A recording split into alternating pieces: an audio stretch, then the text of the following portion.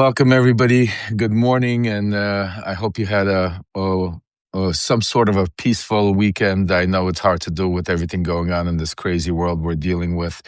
But I want to welcome everybody. It's Monday morning. We have an incredible special guest here with us. I've told you about already for the past several days here at our community. Let's give it another few seconds and have some more people join.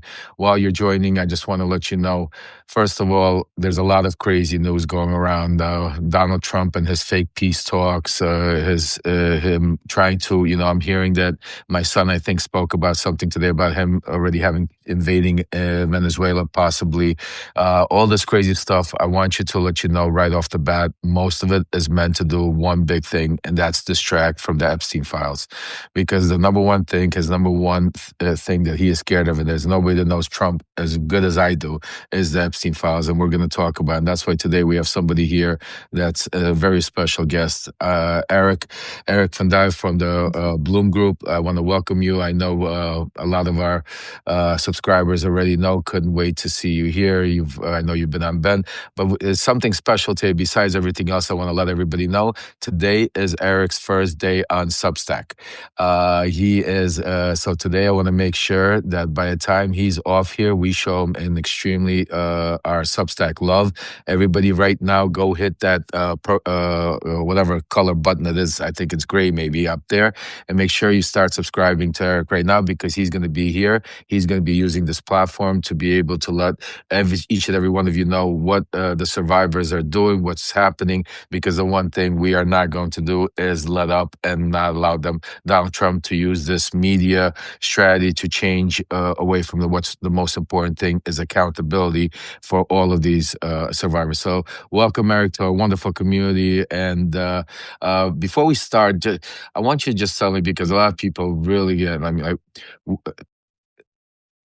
the fact that these young women and young girls, and I'm not going to call them young women because they were girls, they were children, went through, and going through everything they've been going through, and now to relive this and relive it in a way where instead of the whole world supporting them, instead of having the president of the United States stand on their side and saying we want to, what he ran on, we want accountability, we want, and open it up. Instead, they have to be reliving it again. They have to be going through all this. What is it?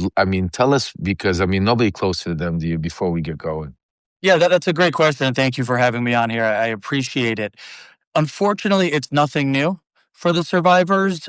They were sexually exploited and used and intimidated by Jeffrey Epstein for a long time. But even after their encounters with Jeffrey Epstein ended, they continued to be exploited and used and intimidated by administration after administration, particularly this administration, Justice Department after Justice Department. So it's so frustrating, what's so re-victimizing for them is they're almost experiencing the same thing they experienced with Epstein, the exploitation, again, by the people in power, by the Department of Justice, by this administration. They keep being wrong. They've been manipulated, exploited, used for decades. And now when they're finally close to closure, finally close to some semblance of justice, it's swept out from under them. For instance, Ghislaine Maxwell, she's the only person to ever receive any justice for this. Only person. She's the only person who's been tried, convicted, and then they have to watch her be given a platform by the DOJ to deny things. And then, the cherry, the icing on the cake is to now she's in a minimum security resort. So it just seems like every time there's any semblance of anything close to justice, it's swept out from under them. Anytime it looks like there's going to be progress, the files are going to be released, they're all redacted, and there's a million more found. So this is nothing new, unfortunately, for the survivors.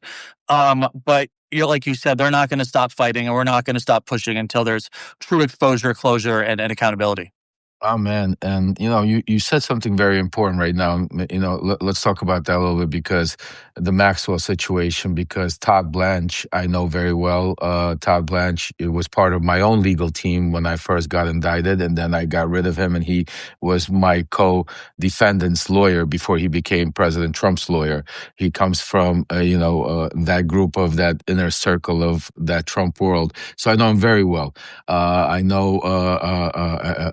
And when I heard his interview I wouldn't even call it an interview. I don't even know what you would call it. I mean, you're a lawyer. I mean, I'm not a lawyer. I don't even know what that was, that fluff piece with her sitting and Right. giving her that. And the fact that right now, has he ever reached out to you, to any of the lawyers? Have you ever spoken? Have you tried to speak to Todd Blanche and No. understand, is there no communication whatsoever? There's been zero communication with Todd Blanche, and I agree with your sort of description of that. It's right. It wasn't an interview.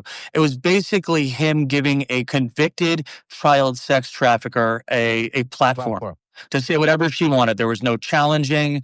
There was no real cross examining. It was basically tell us your story in your words, exonerate Trump, and exonerate yourself if you'd like to. And then, by the way, as a reward, as a thank you, here's a minimum security resort prison where you can play with puppies and get special meals. So the whole thing was such a travesty. I was railing against it even before it happened.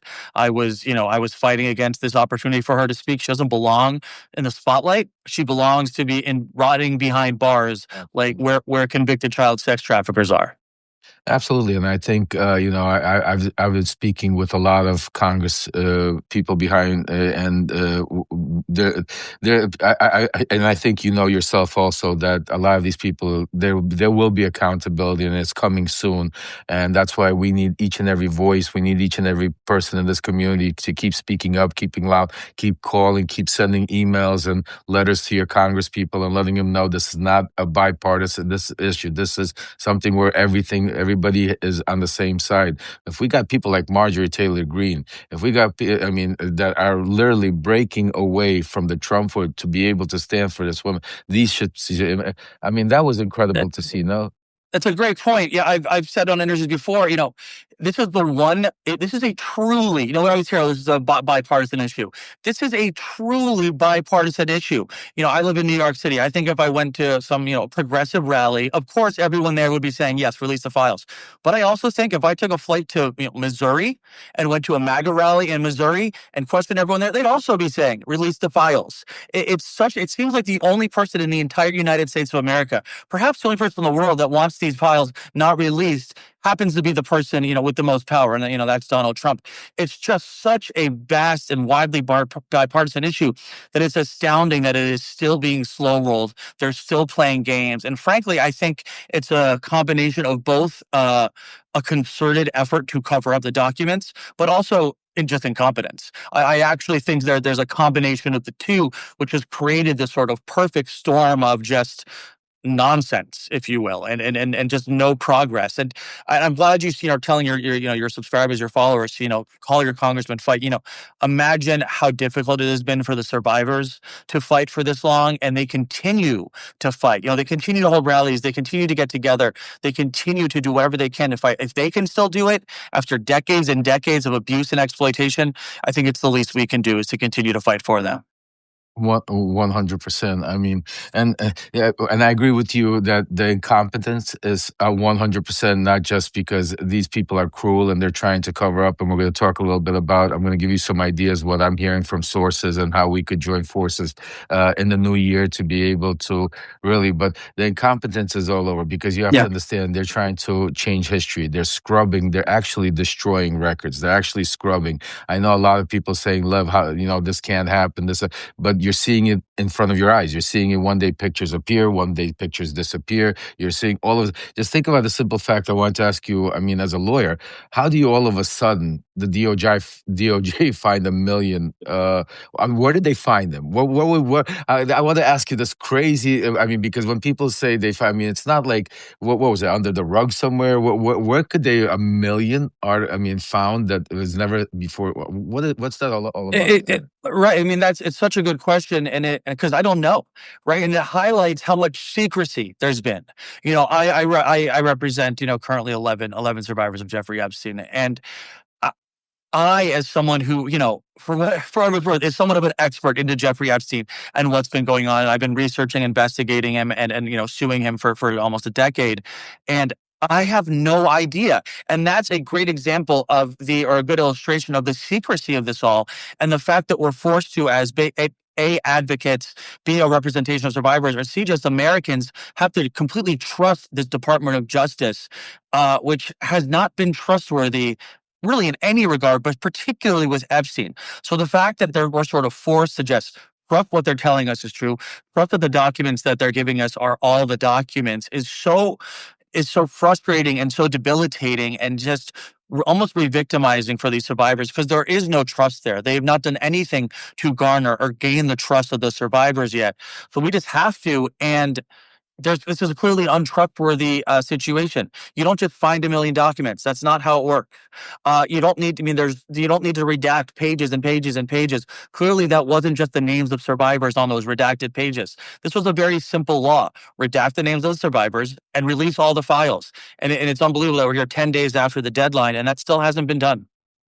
I mean, and not only hasn't it been done, but watching what the heavily redacted files that they've been releasing and the incompetence, like you said, they've even released some files that have disclosed one of the survivors' information, and then they're releasing all of these pictures, trying to change the narrative into, Clinton again. And I say it here, and I'm going to tell you, Arick, I don't care if it's Clinton, I don't care if it's Obama, I don't care if it's my own brother or son. So anybody that's involved in any exploitation about, by the way, people are saying, is this better? Because they're saying I'm People wrong. are saying I'm a little loud, so I'm gonna No. quiet down a little bit. Yeah. Am I better? Are you hearing me? I know for some reason, guys, Substack is just the technology. It's just they're working on it. Okay, perfect. We're getting All right. better. All right. Okay, but let's talk about some of your survivors and some of what's going on and what's happening and some of the things that I'm hearing from my sources. Because yes, a lot of it has to do with child exploitation. And one of your survivors, I mean, I think she goes by the name of Rosa. You represent comes from Uzbekistan. Uzbekistan is a former Soviet Union country. It has a lot of ties to Russia. It's still connected with the Putin regime. A lot of victims that have come during that time period. Because my background, I spent a lot of time with a lot of these oligarchs, a lot of these, people in the hierarchy in the Putin regime back in the 90s and the time period when all of this was going on and all of this was happening and seeing it.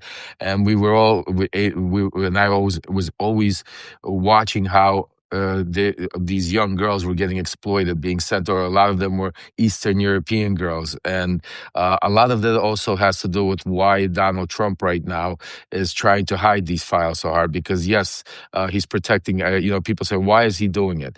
He's doing it, yes, because he has been complicit and he's involved all over the place because of the lifestyle he lived. A lot of people just forgot exactly who Donald Trump was. He was a playboy. He was a person that ran in that lifestyle, that ran,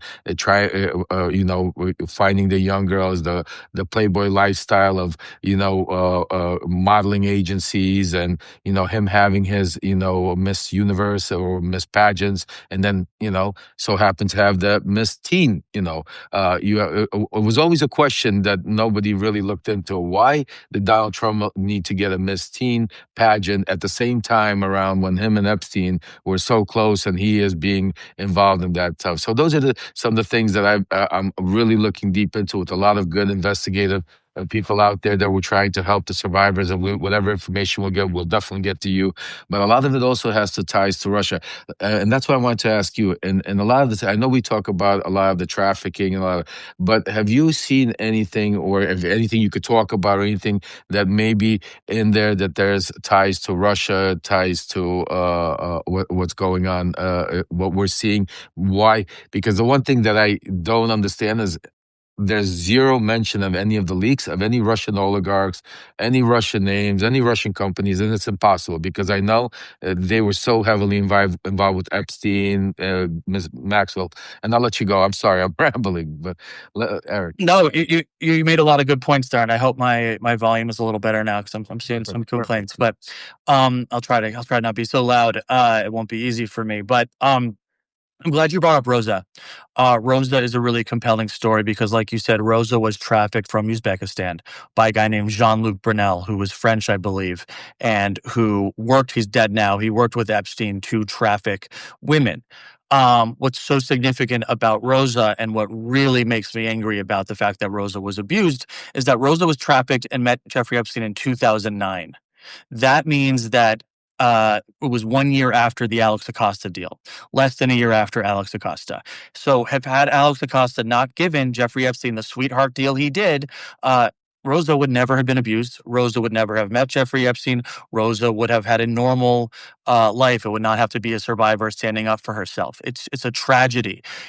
It's also compelling to know that Jeffrey Epstein was wearing an ankle bracelet when Rosa met him.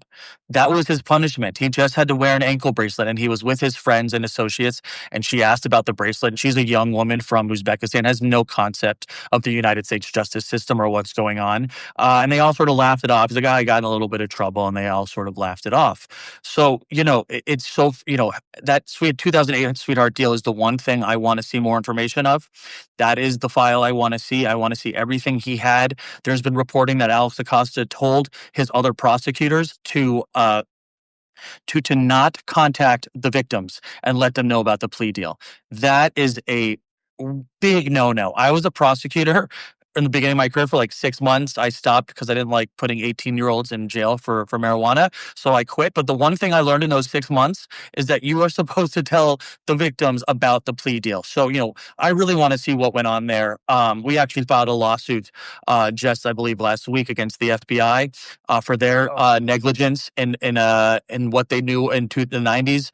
We have credible evidence that they ignored a very real report of pedophilia and sexual abuse of children by Jeffrey Epstein, and nothing happened. Again, they had the opportunity to prevent it. To answer more specifically your question about the Russian oligarchs, I don't know if I've heard any specific names, but I can say that Jeffrey Epstein had a vast international, powerful sphere. It is almost, it's jaw-dropping the type of friends he kept. He was a very good manipulator, both of young women, of course, but also other powerful people. That's a really very interesting thing is he manipulated a lot of people. And what was so unique about, and I mean this in the most uncomplimentary way, Epstein was like a genius manipulator. He was able to find in his women what their weakness was and exploit it, because it wasn't always just youth. He also sexually abused a lot of grown adult women, but he always found their weakness, whether it was financial, whether it was a visa like he did with Rosa, whether it was drugs, whether it was just they needed some sort of money or anything. He always found their weakness, and I think he did that with powerful people as well, and was very good at keeping a very tight and powerful circle that he also used to manipulate, intimidate. I've heard stories, of course, I think we all have, that he would have girls over and he would show them his sort of wall of picture frames, him with all these world leaders and powerful people. So really just a sort of a fascinating and intimidating group he kept. I definitely agree, and a lot of the people I ran in those worlds, so I know how that works and how the manipulation and how the friendships and the wink in the eye and all of that works, and it's just incredible to see that the attention. I'll tell you one thing that I think that and I spoke to Congressman Ro Khanna, and I spoke to also Congressman Raskin, and I think in the new year the one thing that we need to join forces figure out. Donald Trump, we need to force Donald Trump to sit down and meet with the survivors. We need, because that is something that I don't think the media, I don't think the world, I think there has to be a movement put together, and I think because the fact that the president of the United States, this is like we said, it's bipartisan. Like we said, this is something that is about, he ran on this, and the fact that he has all of these different signings. When he signed this in the middle of the night. He signed this and stuff. So he still continuously calls it a hoax. We need to really focus on that, because that should be a movement all over the world for Donald Trump. And that's what Marjorie Taylor Greene started. That's where their breakup really started, because she said, why aren't you meeting with the survivors? That's another great point. I think it is very revealing when you see who actually did Trump have someone in his administration meet with. The only person that Trump has had any effort to meet with is the convicted child sex trafficker Ghislaine Maxwell. From what I recall, I don't know if I've ever even heard Trump say the word survivors or Epstein's victims. I mean, I could be wrong, but I can't think of a single instance in when he has said that. Hoax. Exactly. He calls it a hoax, and I assure you it isn't. And this is very real for the survivors. I think that's another thing that keeps getting lost is how important this is for the survivors, because at every opportunity they've been denied justice. 2008, like I spoke about, and I'll continue to be banging my hand on the table about this, is 2008. Every prosecutor dreams of a career case like this to catch an international child sex trafficker in his they had him in their grasp, and they let him go with a slap on the wrist and, made him a registered sex offender. Then, 2018, Jeffrey Epstein is finally arrested. Finally, they're rejoicing, these survivors. And then under federal custody, he's somehow allowed to kill himself despite, being in federal custody and under suicide watch. Then, like I said, with Ghislaine Maxwell, finally one person is held accountable, and she's moved to minimum security, prison. So they just want one thing, right? They just want one semblance of a victory, and they deserve a victory. And I think if we can have the full files released, they can be respected by this administration. They can have full accountability, full exposure, and then they can get full closure. But they can't have the closure without the accountability and the exposure. And that's what I think is getting lost here, that this isn't about us, this isn't about, Republicans seeing, revealing Bill Clinton's name. This isn't about Democrats, revealing Donald Trump's name. That's not what this is about for them. They don't care what side of the aisle the person is on. I don't care what side of the aisle the person is on. They just want true exposure of those that enabled and worked with Jeffrey Epstein and his sex trafficking ring. And they want full accountability for those individuals. And then they want closure. They want to move on from this. They don't deserve to have to, every time they open their phones or turn on their TVs, see Jeffrey Epstein, that stupid video of Epstein and Trump dancing and leering at girls at that party. They don't want to see it anymore. They want to move on with their lives, and they still live in fear and have to be reminded of Jeffrey Epstein every day. So that's what I'm fighting for, is that these files be released for a purpose, not for mudslinging across the aisle, but so that the survivors can get the justice and the closure they deserve. And I want to add to what you just said, and it's not up to the survivors, folks, because I know a lot of pundits out there talk that, why don't they release the names? Why don't they go? You don't know what they live through. You don't know the fears they live through. You don't understand what it's like to have the most powerful people in the world. And I do. I go through it all the time. And believe me, as these young girls don't have the support I do, they don't have maybe the connections or the power to deal with the way I do. And that's why you people don't understand. That's why it's not up to them. They're scared. They're still scared. They're reliving every day. They're women. They have kids now that have to protect. And this is all over the media. So for those of you that sit there and say oh, why don't they just go give us all the name? Yeah, you think it's that easy. You go do it and you be put in that position. It's not like that. It's That's up a to the great point. DOJ to do it. That's The other thing, I'm sorry, the other thing I just want to add to it, and then I'm going to hand it right over to you, is the one thing that connects all of these dots to what Arick just said. Think about it. 2019, Epstein gets arrested, goes, and some miraculously gets to hang himself. Maxwell gets a nice deal. Acosta gets promoted to become in the Trump administration. The one dot connects all of these is Donald Trump.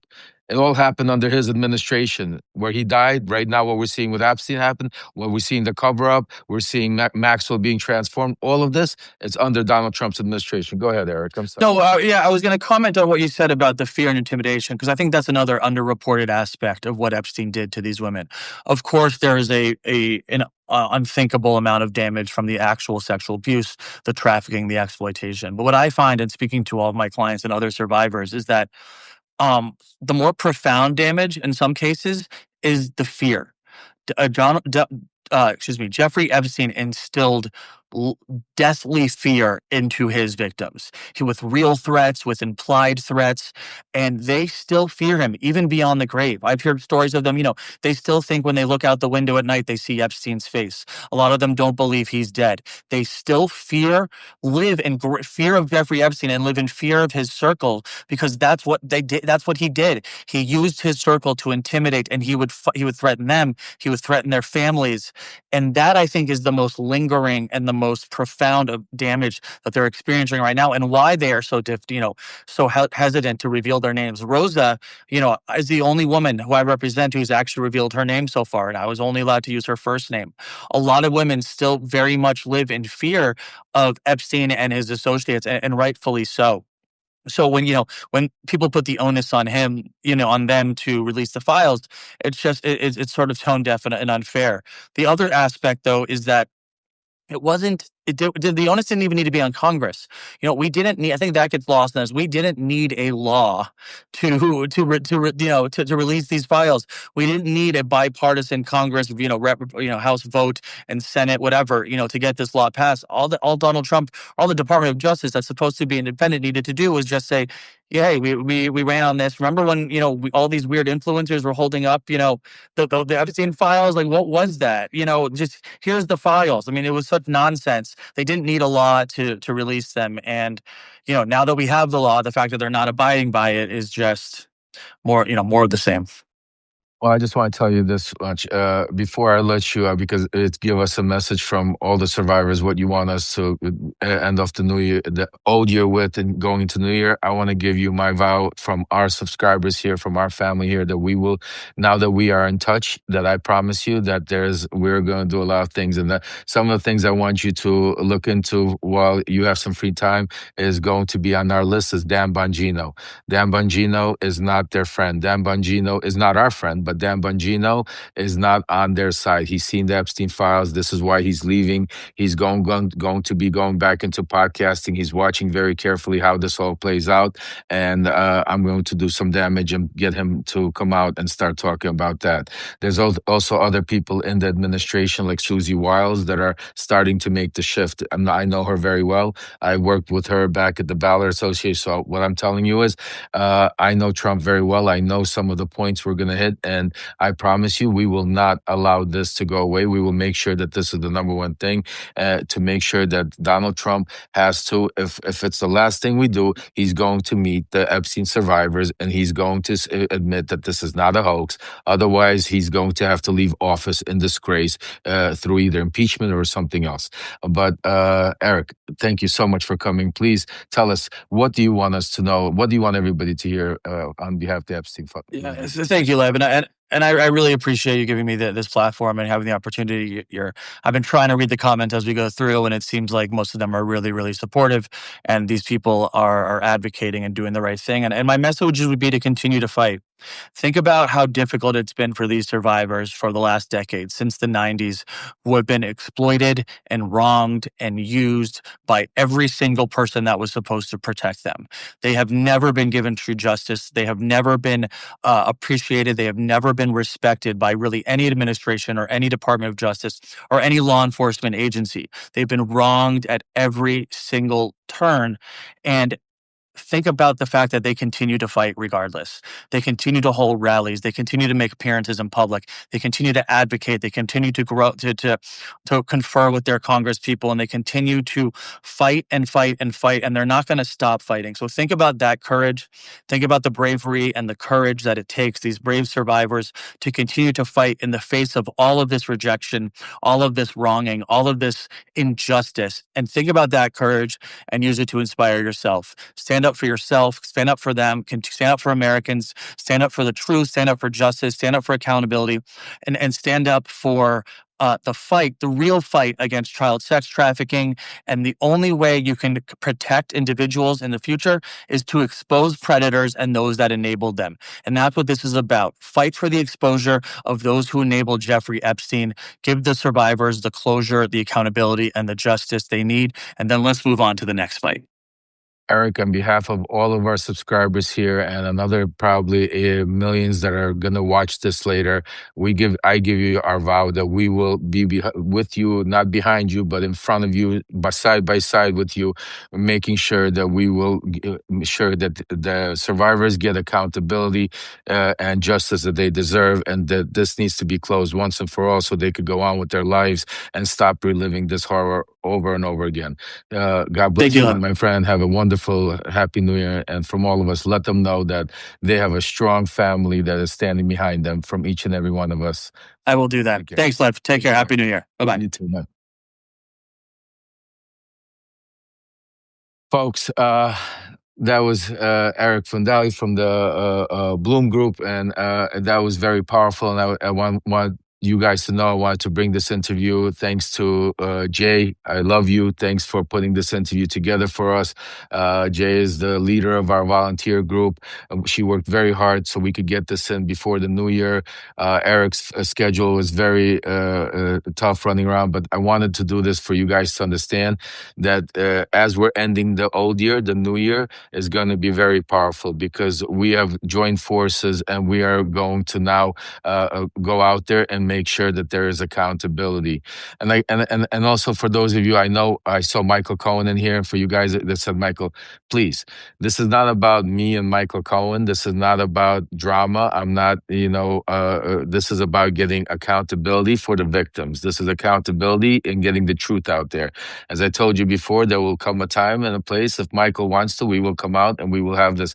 This is not the time and place. This today is the time and place for the survivors, and that's why. So I want you to understand. And I'm happy that Michael joined. I'm happy that he's listening to this because again, we all have to unite to get the truth on here. And I will have Michael is welcome to come on anytime for us to talk if he wants to discuss it. So, but I don't want you guys to make this about some drama. This is not a drama. This is something real and something we want to concentrate is on the survivors, on the message, and to make sure that we don't turn this into some kind of telenovela. So please, guys, this is very important.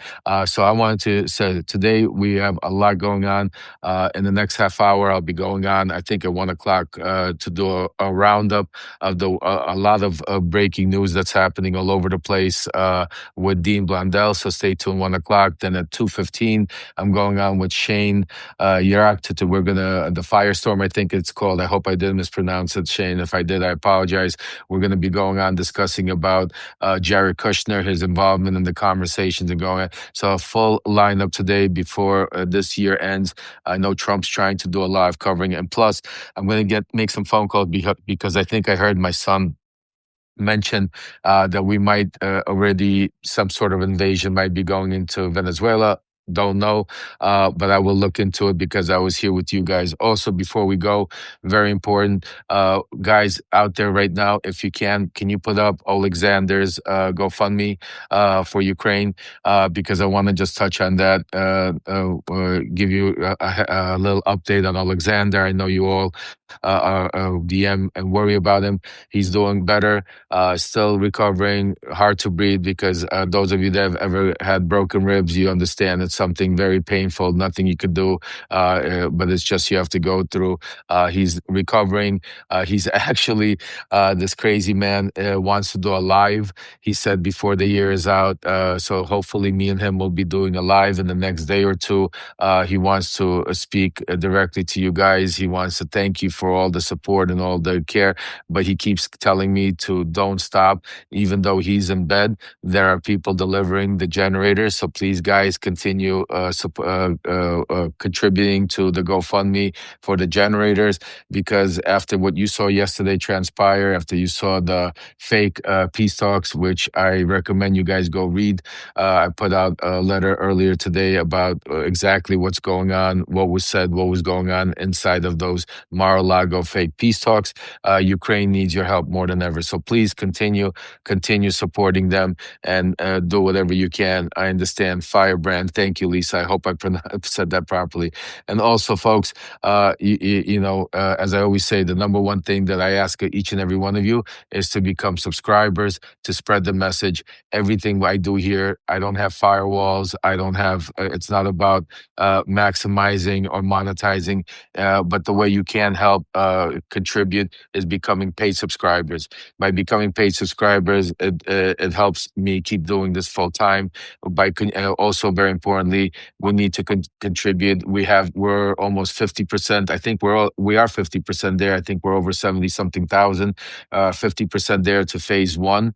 And at the same time, we have phase one. We have our grassroots movement of the volunteers, over 100 volunteers. We have over 70,000 raised. We are kicking ass, folks, and keep going, keep doing it, keep sending it, because when the new year comes, another week, another two, another three, we will be able to finally go hire these people. We will be able to go out there and then start doing action. Like I always say, don't listen to what they say, watch what they do.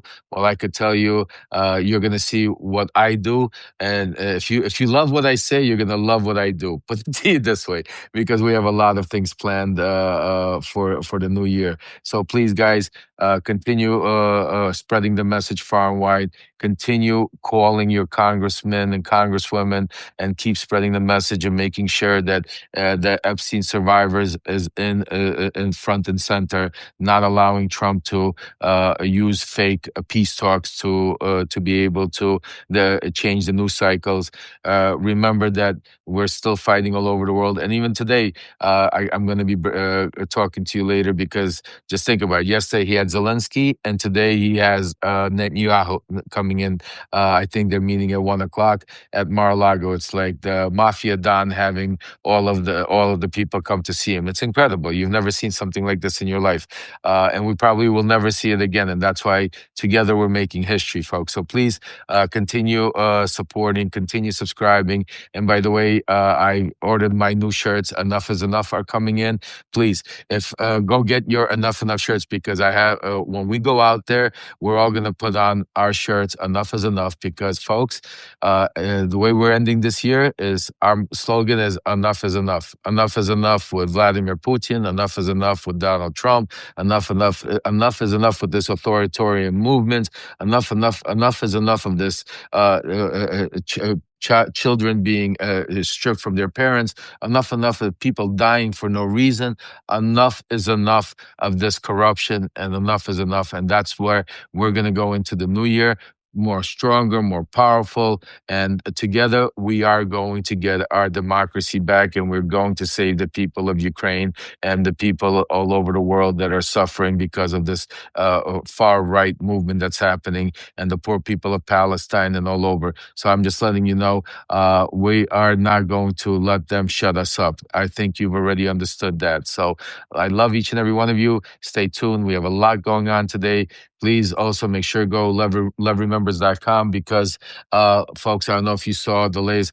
We got a new shipment in, but they're almost gone. There's maybe a few boxes left. So make sure to go and get your copy of Shadow Diplomacy. It's at LevRemembers.com.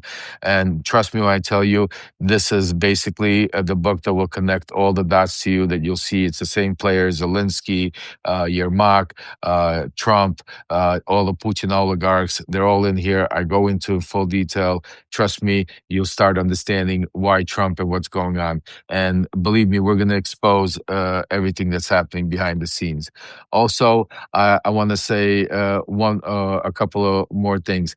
I know a lot of us want me to speak and ask Arick about Katie Johnson.